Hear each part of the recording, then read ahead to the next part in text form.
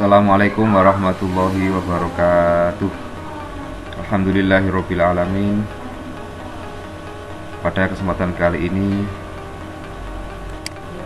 kita bisa berjumpa lagi dalam pembelajaran daring atau dalam jaringan, karena masih dalam masa pandemi COVID-19. Semoga Allah secepatnya untuk menghilangkan wabah tersebut dan kita bisa bertatap muka secara langsung dalam proses pembelajaran di Madrasah Tsanawiyah Al-Muslimin. Anak-anakku yang berbahagia, dalam kesempatan kali ini kita akan belajar tentang sejarah kebudayaan Islam. Ini adalah pertemuan pertama dengan menggunakan sistem daring. Sebelum kita memasuki materi inti dari pembelajaran SKI di kelas 1, yaitu penyebaran Islam di Arab Saudi oleh Nabi Muhammad SAW, alangkah baiknya kita mengetahui pengertian dari sejarah kebudayaan Islam tersebut dari beberapa kata yang tercantum dalam kata sejarah kebudayaan Islam. Yang pertama, di situ ada 3 kata. Yang pertama adalah sejarah, yang kedua adalah kebudayaan, yang nomor 3 adalah Islam. Sejarah secara umum itu diartikan adalah sebagai pengetahuan atau uraian tentang peristiwa-peristiwa dan kejadian-kejadian yang benar-benar terjadi di masa lampau. Kebudayaan ini berasal dari bahasa Sanskerta, yaitu budaya. Itu bentuk jamak, bentuk banyak dari kata budi, yang mana arti budi itu adalah akal. Dari akal manusia tersebut itu bisa menghasilkan beberapa kegiatan dan penciptaan batin, seperti dari kepercayaan, kesenian, adat istiadat, kebudayaan, undang-undang, dan lain sebagainya. Kemudian yang kedua adalah Islam. Islam ini adalah agama samawi, adalah agama yang diturunkan Allah melalui Nabi Muhammad SAW yang diturunkan di kota Mekah. Jadi secara keseluruhan sejarah kebudayaan Islam adalah sebuah mata pelajaran yang mengajarkan tentang peristiwa atau catatan peristiwa masa lampau yang berupa perkembangan hasil pemikiran dan perasaan manusia yang terjadi pada masa Islam atau dipengaruhi oleh Islam mulai sejak zaman Nabi Muhammad SAW sampai sekarang. Karena apa? Karena Islam datang ke Indonesia tidak langsung ketika zamannya Nabi Muhammad, namun melalui beberapa perjalanan panjang. Di antaranya adalah setelah Nabi dari Mekah berdakwah ke Madinah, diteruskan dengan oleh Khulafaur Rasyidin. Kemudian nanti akan kita membahas di semester 2 adalah dinasti Umayyah. Di kelas 2 nanti ada dinasti Abbasiyah, dinasti Ayyubiyah, dan hingga sekarang Islam bisa masuk ke Indonesia yang dimulai dari abad ke-7 hingga abad ke-13. Itulah adalah proses penyebaran Islam khususnya di Indonesia. Selanjutnya adalah tujuan untuk mempelajari SKI atau sejarah kebudayaan Islam adalah yang pertama, untuk mengetahui lintas peristiwa waktu dan kejadian yang berhubungan dengan kebudayaan Islam.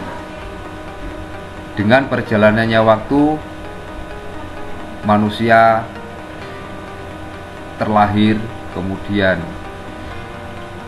diakhiri dengan kematian, pasti akan melewati sebuah masa, sebuah waktu yang akan dialami oleh manusia.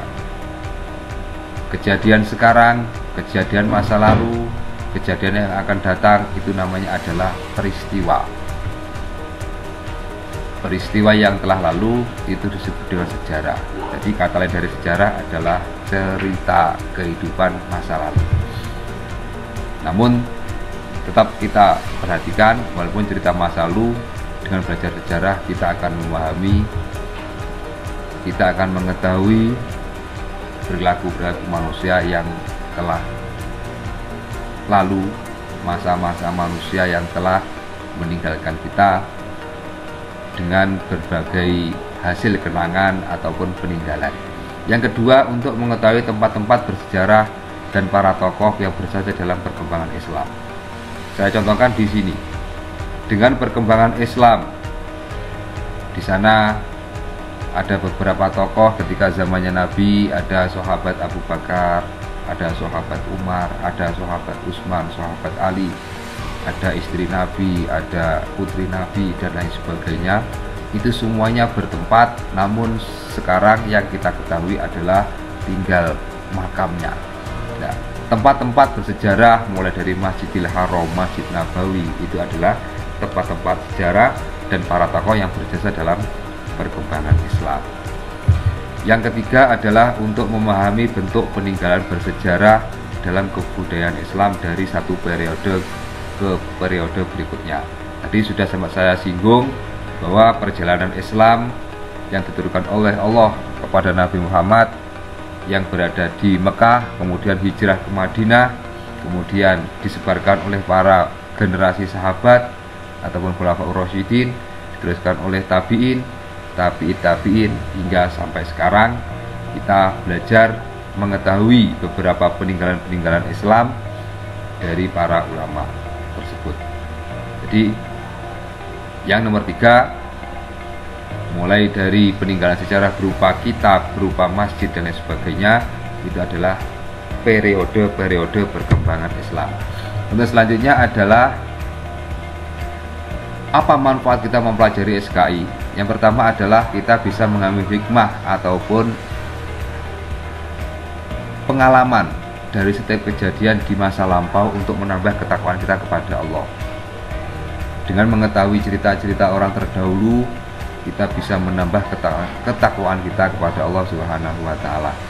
Yang nomor 2 adalah mengambil pelajaran dari sejarah sebagai bahan pertimbangan. Dengan mempelajari sejarah, jadi saya katakan perjalanan manusia ada yang baik dan ada yang buruk. Itu bisa kita pertimbangkan. Apabila kita melakukan kebaikan akan dibalas dengan kebaikan. Apabila melakukan sebuah kesalahan kita akan dibalas dengan kejelekan pula. Itu adalah kita bisa mengambil pelajaran dari sejarah tersebut. Yang nomor 3 adalah untuk mengantisipasi agar kekeliruan pada masa lalu tidak terjadi lagi pada masa yang akan datang. Setiap manusia, setiap perjalanan hidup pasti akan meninggalkan sesuatu yang bisa diambil hikmah atau pelajaran. Yang benar diteruskan, yang salah agar tidak terulang lagi. Kejadian masa lalu, contohnya ada Korun, walaupun kaya itu pikir. Contohnya Nabi Nuh, walaupun dia itu seorang nabi, namun istri dan anaknya belum mendapatkan hidayah dari Allah. Itu adalah sebuah kekeliruan yang dimana dengan belajar sejarah kita bisa mengantisipasinya. Yang nomor 4 adalah dapat memahami dan meneladani kisah-kisah yang baik pada zaman dahulu. Setiap pelaku sejarah akan meninggalkan cita-ceritanya masing-masing, semangatnya masing-masing. Contoh yang terdekat adalah di Indonesia. Ini adalah kisah para wali. Mereka menyebarkan Islam ke Indonesia tidak dengan cara yang mudah, namun dengan cara mengakulturasi kebudayaan, memahami kebudayaan tanpa menyalahkan kebudayaan yang lalu. Yang nomor 5 adalah menumbuhkan rasa cinta kepada kebudayaan Islam. Sebagai pelaku perjalanan kehidupan, setiap manusia akan memunculkan sebuah kebudayaan Islam yang sebagai identitas orang muslim. Ada peninggalan masjid, ada peninggalan amalia seperti bacaan tahlil, berjanji, hibaan. Itu adalah peninggalan atau karya-karya orang Islam yang terdahulu. Kemudian ada beberapa kitab yang dikarang oleh ulama-ulama terdahulu. Yang nomor 6 adalah memahami berbagai hasil pemikiran dan hasil karya. Seperti saya tengok di atas, setiap manusia mempunyai pemikiran dan hasil karya yang mana oleh para ulama terdahulu itu dituangkan dalam sebuah kitab. Ada kitab fikih, ada kitab nahwu, ada kitab tasawuf dan lain sebagainya. Itu adalah karya-karya ulama masa lalu yang harus kita pelajari, yang harus kita gunakan sebagai pedoman, yang harus kita teladani dan kita laksanakan sebagai bentuk bukti cinta kita kepada kebudayaan Islam. Yang selanjutnya adalah, sebelum kita membahas tentang dakwah Nabi Muhammad di kota Mekah, alangkah baiknya kita mengulas dengan singkat tentang cerita Nabi Muhammad yang pernah kita bahas di Madrasah Ibtidaiyah masa lalu, di Madrasah Ibtidaiyah di kelas 4, 5, dan 6, agar kita lebih yakin lagi dengan apa yang telah kita ketahui. Yang pertama, Nabi Muhammad SAW mempunyai nama asli adalah Muhammad bin Abdullah bin Abdul Muthalib bin Hashim. Ada yang menyebut namanya, sebutan lainnya adalah Ahmad.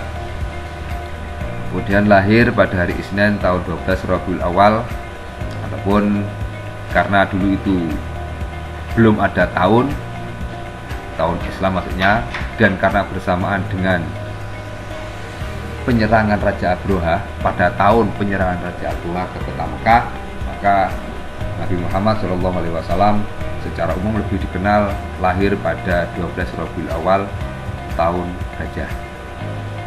Ataupun ada sebagian para ilmuwan, para ulama itu ada yang berpendapat, karena ini namanya sejarah, maka belum ada kepastian secara pasti.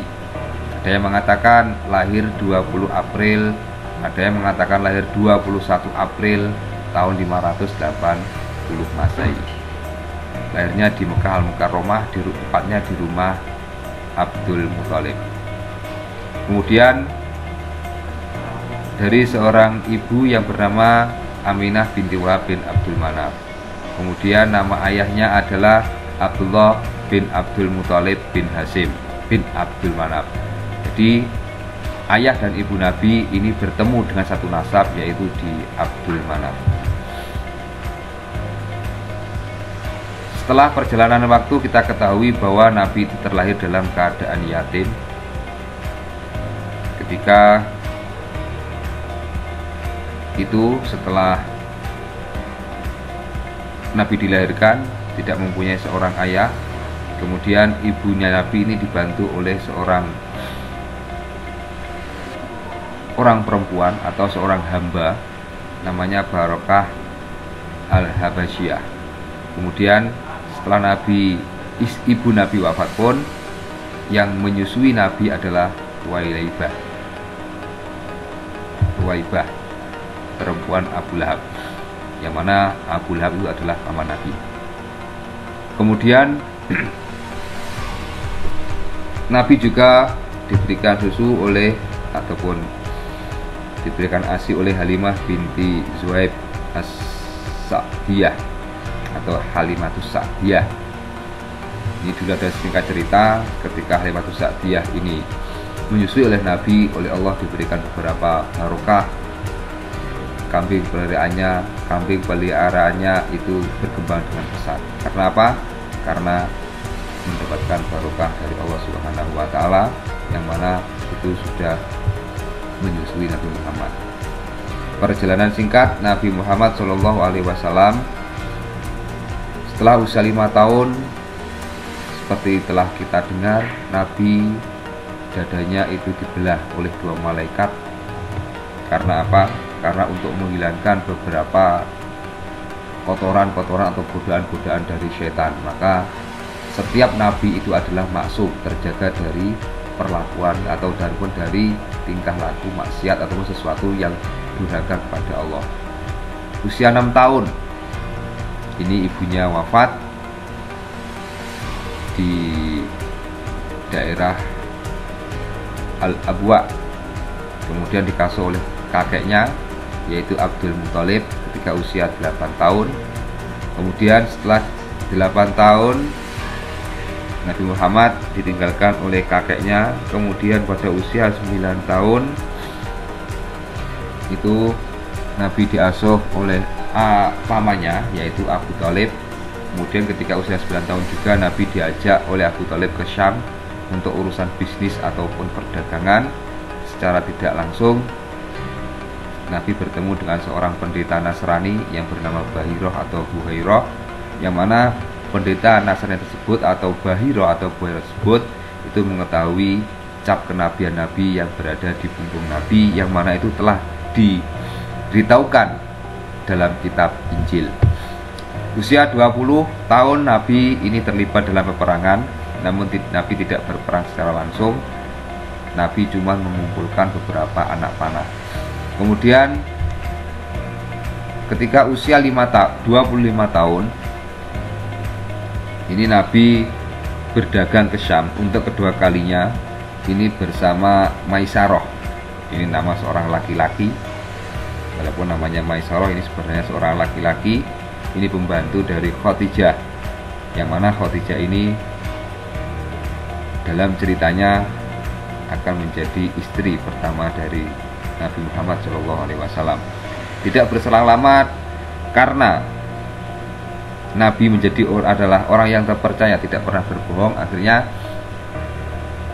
ketika usia 25 tahun Nabi dengan diantarkan oleh pamannya Abdul Muthalib ini untuk meminang dan menikahi Siti Khadijah. Ketika itu Nabi sudah berumur 25, Khadijah berumur 40 tahun. Kemudian di usia 35 tahun ini terjadi di kota Mekah, ada banjir yang menerjang kota Mekah hingga Ka'bah tersebut itu hancur. Kemudian dibangun, karena menjadi simbol Ka'bah adalah batu Hajar Aswad, dan itu sudah menjadi kebiasaan masyarakat Quraisy di sana sangat menghormati Hajar Aswad tersebut. Kemudian kesemuanya ini terjadi beberapa permasalahan, semuanya ingin meletakkan Hajar Aswad. Akhirnya atas kebijakan dari Nabi Muhammad, Hajar Aswad bisa diletakkan di tempat asalnya dengan diangkat oleh 4 pemimpin dari kabilah Quraisy. Di usia 40 tahun Nabi menerima wahyu yang pertama di Gua Hira, yang mana Nabi itu bertahanus menyendiri di Gua Hira. Kemudian mendapatkan surat yang pertama, yaitu surat Al-Qari'ah, yang mana itu adalah surat yang pertama diberikan oleh Nabi Muhammad. Kemudian yang kedua, Nabi oleh Allah diberikan wahyu yaitu surat Al-Mudaththir, yaitu perintah untuk berdakwah. Kemudian usia 53 tahun, atau tepatnya 13 tahun setelah Nabi diangkat menjadi seorang Nabi di kota Mekah, Nabi oleh Allah disuruh untuk berhijrah ke kota Madinah, yang mana dengan berhijrahnya Nabi Muhammad SAW ke kota Madinah, tahun hijrahnya Nabi itu oleh sahabat Utsman dijadikan awal tahun Hijriah. Nabi berhijrah ditemani dengan oleh sahabat yaitu Abu Bakar As-Siddiq. Tepat usia 63 tahun setelah Nabi bertempat di kota Madinah, Nabi oleh Allah dipanggil ataupun wafat pada hari Senin tanggal 12 Rabiul Awal. Anak-anakku yang saya hormati, saya sayangi,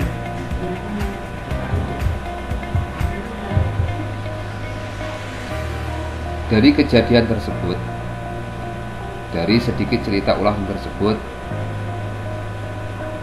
sebagai tugas kalian pada SKI daring yang pertama adalah silahkan ditulis surat Al-Alaq. Maaf tadi saya salah menyebut, sebenarnya surat Al-Alaq kan Iqra ya, ayat 1-5 dan Al-Mudaththir ayat 1-7. Dan nanti apabila ada kekurangan jelasan dengan tugas ini, kalian bisa menghubungi Nurul Mapel atau saya sendiri. Dari saya akhiri. Semoga kalian senantiasa diberikan kesehatan, senantiasa mematuhi peraturan ataupun perintah dari orang tua, menjaga kesehatan, mengikuti peraturan pemerintah. Saya akhiri. Ihdinas siratal mustaqim. Assalamualaikum warahmatullahi wabarakatuh.